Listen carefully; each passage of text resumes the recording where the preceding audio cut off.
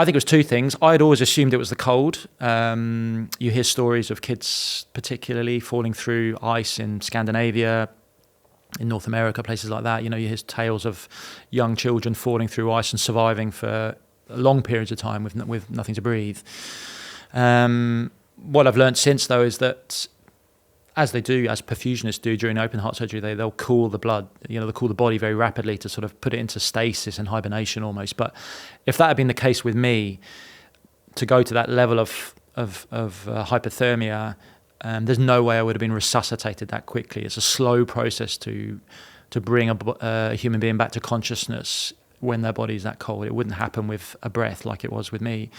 So I think that was probably a factor. It probably extended my period of survival by slowing everything down. I'm sure, my heart rate was probably almost non-existent, but still there. Similarly, was I still breathing? I don't really know. But if I was, it would have been very, very slowly because of the cold.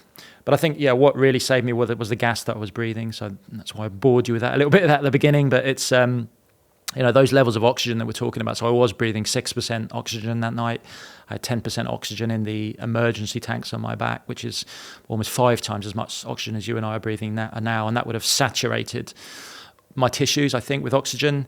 Just given the building blocks of life, the cells, enough oxygenation to be able to survive for that period of time.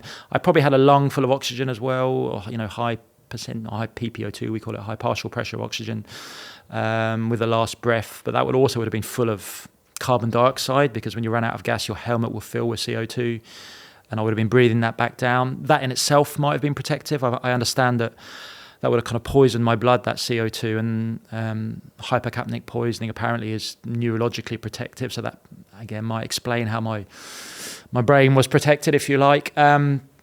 I don't know, though. I mean, these are just theories. They I'm quite sure played a part. What is pretty certain is the margins would have been extremely fine. There were so many little things that went my way. Had I been back in the bed a minute later, all sorts of little things, I could very easily not have been here, yeah.